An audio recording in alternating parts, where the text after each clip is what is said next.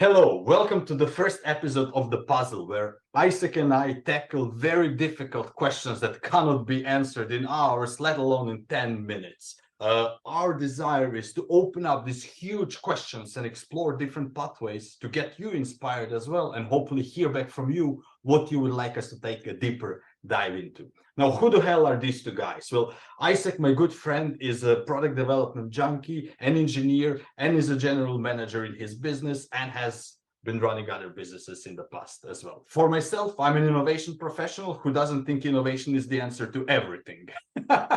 Very good. The question for today that we have prepared, a very difficult one that both of us have been wrestling with, and we want to open it up, is how to increase the speed and quality of the product development process.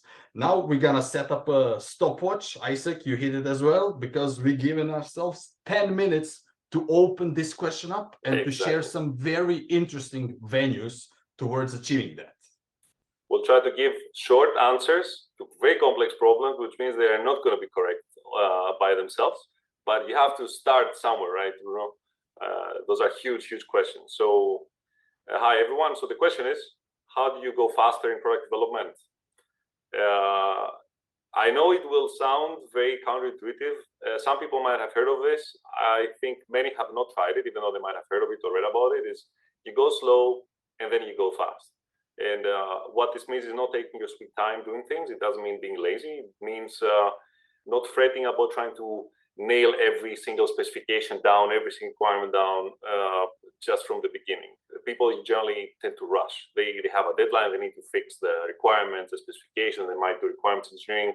There's a tendency to say, I need the certainty, and if you need certainty, I read this quote recently, then you need to be open to lies, also lies that you tell yourself. So I'd say the one thing I've found to be super, ultra, hyper effective in accelerating product development is paradoxically relax, take it easy.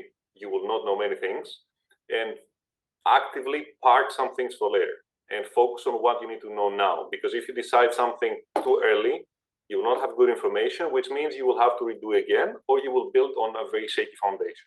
So if you go slow in the beginning, and slow means also reducing the extent of what you do, but you do it better, so you do the higher quality of knowledge, of insight, then you will build on a more stable foundation. But that doesn't mean taking ages to get to some kind of stage until you know everything before you proceed to the next one, which would be the much loved waterfall model, which actually nobody does, nobody ever did in real life. I'd say there's a simple answer to a very, very complex question, one way of answering. Yeah. And I think what's important here to maybe try to make it or to share why it works. So what Isaac mentioned, there is something called the optionality theory, which basically says you want to keep your options open as long as possible, but not a moment longer. Because if you jump on the decision too early, you basically limit yourselves and you might shoot yourself in the foot. If you jump on the option too late, again, you limit yourself. Now it's difficult to know when is the right time to exercise an option, how they would call it in finance, but it comes from experience. And what's important is, we said it's not just about moving faster in the product development process, but without sacrificing the quality of end product. And in essence, what you have said is about running exploratory activities in parallel that basically reduce uncertainty and inform you about both the value of the option and when might be the right time to exercise it. And now, as I'm hearing myself talk, it sounds so goddamn abstract. So maybe you can share an example that's now been long ago that you're allowed to share it. Okay, I'll go into an engineering example because it's the easiest to define. I mean, it's not going to be heavy engineering. Just imagine you have to set a diameter. In that case, I was designing a shaft for a turbocharger. My friends will laugh because they know me as a turbo guy, some of them. So there was a project manager of the project, and he was coming and saying, Isaac, how thick is the shaft of the turbocharger? The problem is, at the time when we're designing those machines, given that they were two-stage turbocharging machines for the turbo junkies out there also, we didn't have full knowledge of the new design rules needed for those higher pressures. So while the design of the product was ongoing, the design of the shaft was ongoing, and the design of the methodology was ongoing, and the design of the methodology was ongoing. So there were 3 or 4 stacked projects on top of each other. And if I had given him an answer, you know what he would have done? He would have taken the answer, he would have said, oh, however many millimeters, we nail it down. We nail it, and then later, when I would have to give him a different value, he would, of course, he would complain, why, Isaac, you gave me 64 millimeters, why do you now give me 67 millimeters? My guys need to design everything around this from scratch. So what was the trick? And I just stumbled on it, right? Give him ranges. So I said, look, I don't want to name the guy, but let's say a fictional name, Thomas. Thomas, the shaft diameter will be between, I don't know, 32 and 75. It's a uselessly large range, right? You cannot do anything with it. But you know what you can do? You can do parametric design, parametric CAD with CATIA, which we're using. So the design engineers should go ahead and design everything to be compatible with those diameters somehow. And then as this progressed, I kept making the range shorter because I was gaining more information. So instead of fixing one target and saying, this is the value, Thomas, I gave him a range. This is a possible design space. And then instead of fixing it, I started to carve away the useless part of the design space. And this happened 5 or 6 times over a long period, many months. In the end, it was so close that he said, okay, what is the diameter now? What's the final one? I said, you know what? Pick. It's not going to make that much of a difference because we're so close to fulfilling the requirements on longevity or whatever, that pick whatever makes your designer happy. From a stress perspective is fine. And this is one example where if I had decided early, I would have pseudo decided because somebody would base their decision on my input, which will lead to a cascade of things that would need to be undone to come back and say, oh, now it's 64 instead of 55.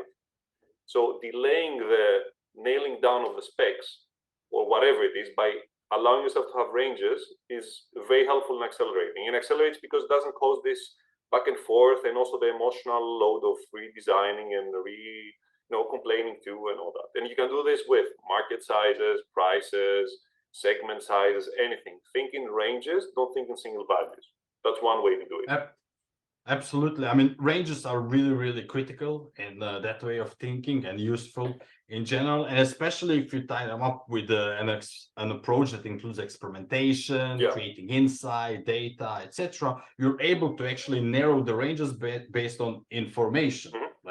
You're making now an informed guess. Now, what's also important in my experience with both speed and quality of the product development process is the quality of inputs as well. Garbage in, garbage out. Absolutely. Really matters a lot. And traditional inputs to this process have been like requirements gathering from a very, very technical perspective. And recently, especially in this entrepreneurial and innovation space, we have seen more and more those inputs that are sometimes called like customers' desired jobs or outcomes, which actually provide the rationale. Okay, I'm an engineer. It's not just it should be diameter that and that, but it's actually, what they're trying to do, they're trying to increase the flow of liquid or whatever because they want to reduce the maintenance cost of their vehicle. Now I understand what they're trying to achieve. So maybe it shouldn't even be that diameter they're talking about. Maybe I can also come up with other solutions. So like the quality of inputs is really, and it sounds trivial, but I know so often that they're not taken into consideration. It sounds like something that is dumb. I mean, of course you need to make the diameter however big because you fulfill some requirements, but this is also my issue with requirements engineering as a methodology that I've been in a company where it was a big deal. I rolled it out. Okay, fine. It's a useful methodology if you start from scratch, but it stops short of actually understanding why are the requirements even there. I mean, why do I need this? What does it serve? Not a technical requirement, as you say. Why should I give a damn about this?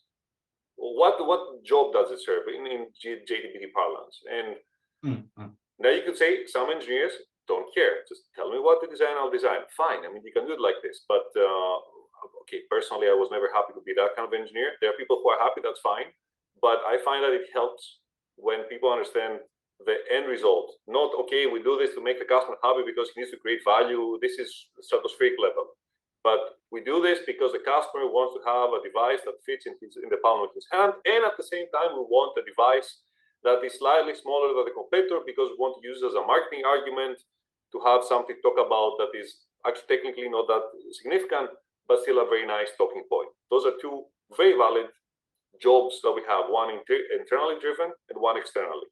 And I have been burned by this in one case where I was not very clear in providing why exactly we need some specs this way.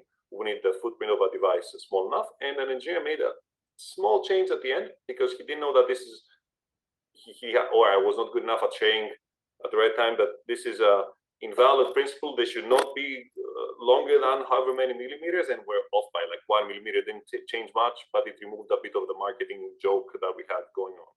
So get people to understand why the things are the way they are. It's not that difficult, and sometimes we miss the easy things are the ones we miss, not the difficult ones. Yeah, and I'm just checking at the time. I mean, we're done. Zero seconds. This time flies. This time flies.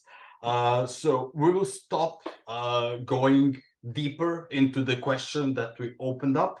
I just want to. I'm gonna cheat and offer one more thing of simple stuff.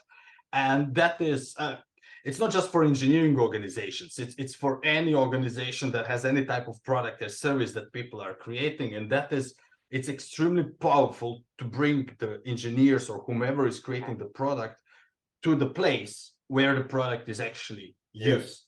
I cannot tell you in how many cases people are developing something in their office on their computers, and they might not even see how it is made, and let alone how customers are using it. And I know, I mean, I've been making battle tanks, freight trains, etc. And I was lucky in a sense that we had manufacturing halls next to us and we could see how customers use it. So I was shocked when I got in touch with the engineers that actually never seen their parts.